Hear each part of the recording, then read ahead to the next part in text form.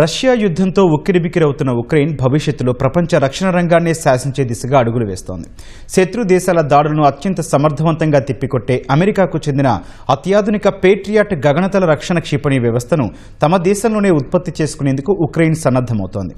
Patriot తయారీ licence ఉక్రెయిన్కు లభిస్తే రాబోయే రోజుల్లో ప్రపంచ మార్కెట్కే క్షిపణులను సరఫరా చేసే స్థాయికి ఎదుగుతామని ఉక్రెయిన్ ఆశాభావంతో ఉంది.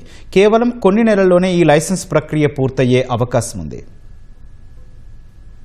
తుర్కియేలో జరిగిన నాటో శిఖరాగ్ర సదస్సులో అమెరికా అధ్యక్షుడు డొనాల్డ్ ట్రంప్ ఉక్రెయిన్కు పేట్రియాట్ క్షిపణి వ్యవస్థ ఉత్పత్తికి లైసెన్స్ ఇస్తానని చేసిన ప్రకటన కీవ్కు అతిపెద్ద రాజకీయ విజయంగా మారింది.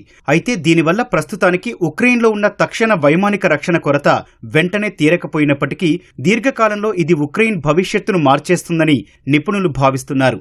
ఈ వ్యవహారంపై మాట్లాడిన ఉక్రెయిన్ పార్లమెంటు సభ్యుడు యెగోర్ చెర్నేవ్ పేట్రియాట్ క్షిపణి వ్యవస్థ లైసెన్సు ప్రక్రియ పూర్తి కావడానికి కొన్ని వారాలు లేదా నెలల సమయం పట్టవచ్చని అంచనా వేశారు. అయితే ఉక్రెయిన్లో ఏ స్థాయిలో క్షిపణులను ఉత్పత్తి చేస్తామనేది అమెరికా ఇచ్చే లైసెన్సు నిబంధనలపై ఆధారపడి ఉంటుందని చెప్పారు. కేవలం విడిభాగాలను అసెంబ్లింగ్ చేయడానికి మాత్రమే అనుమతిస్తారా లేదా సాంకేతికతను మొత్తం బదిలీ చేసి విడిభాగాలతో సహా పూర్తిస్థాయి ఉత్పత్తికి అవకాశం కల్పిస్తారా అనేది తెలియాల్సి ఉందన్నారు.